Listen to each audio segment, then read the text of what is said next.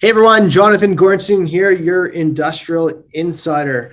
As always, I have a very special guest with me today. I have Mark Publow from UPS. He's currently the real estate manager across Canada.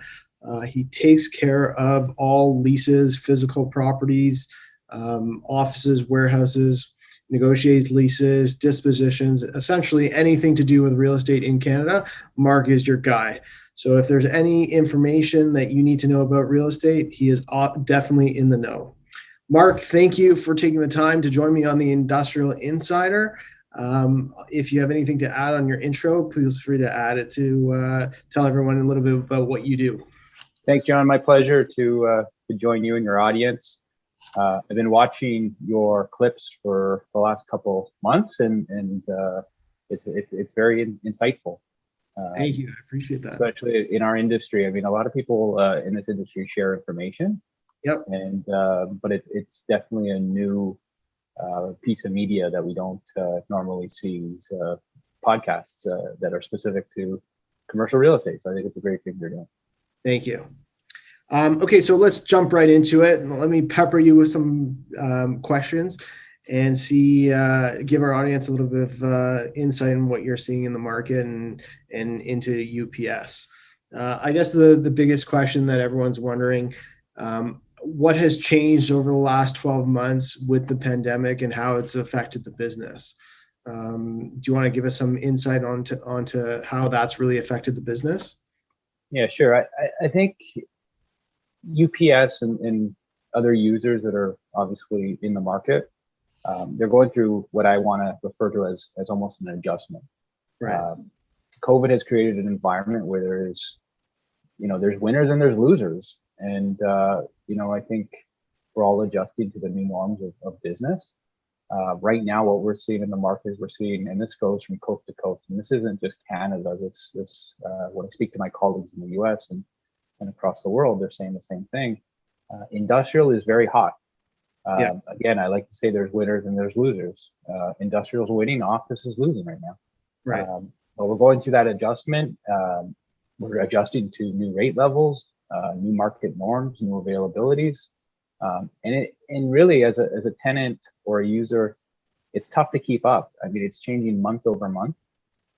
I report to senior management within Canada, and when they ask me real estate questions, it changes from month to month.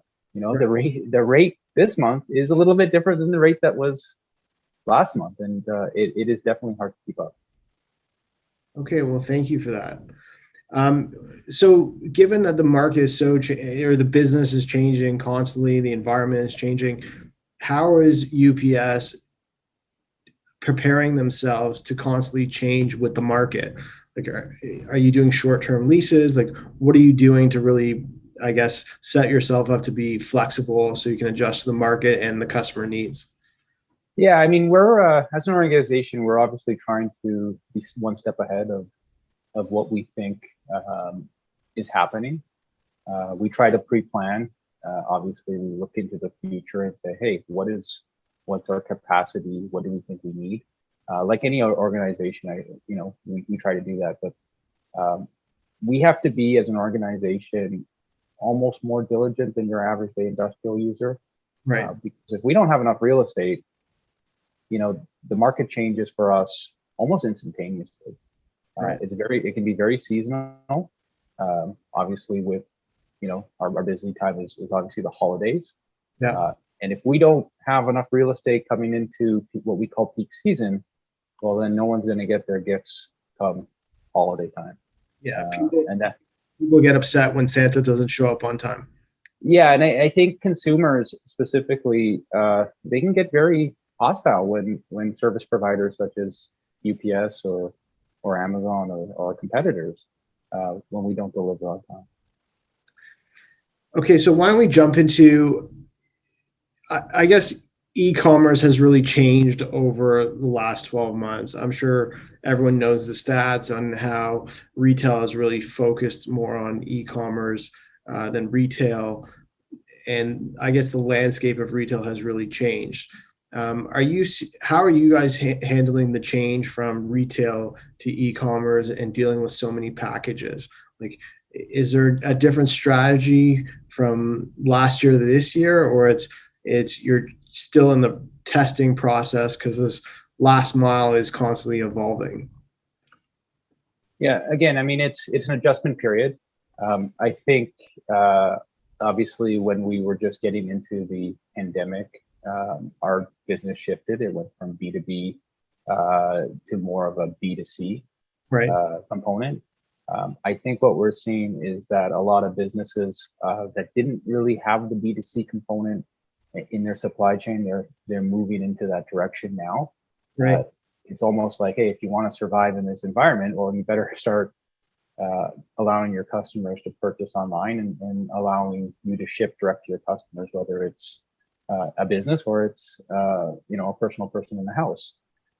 So definitely that adjustment's taking place, and we see it day by day, and I think that's obviously what creates some of the demand that you're seeing in the industrial market with the rates going in the direction that they're moving. And that's because of the adjustment. It's forcing companies to procure real estate, to warehouse, and to be able to ship that may have not had that real estate bricks and mortar presence before. So, and as a broker, I would think that you're seeing that as well. Yeah, 100%. It's dealing with that day to day, and how do you prepare customers for that type of environment? I guess going into the future, where do you see transportation going? Like, is there any, I guess, insight that you can give our listeners on where you think transportation is going? Like, what do you think, or should I say, what's the next big thing that you see that's coming down the pipe? The next big thing I think that is coming down the pipe is obviously we see an increase in technology, right? So our buildings are getting more technical on the inside, and that allows us to provide better and more services to our customers. But I think where this is going ultimately is the everyday consumer is just getting more used to procuring whatever they want to buy Right. online and having it shipped to your home.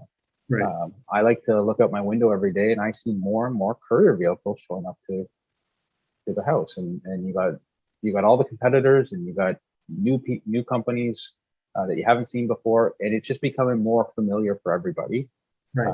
My grandparents, for instance, they're in their 90s, and they're starting to order stuff online, and they're Right. getting quite good at it.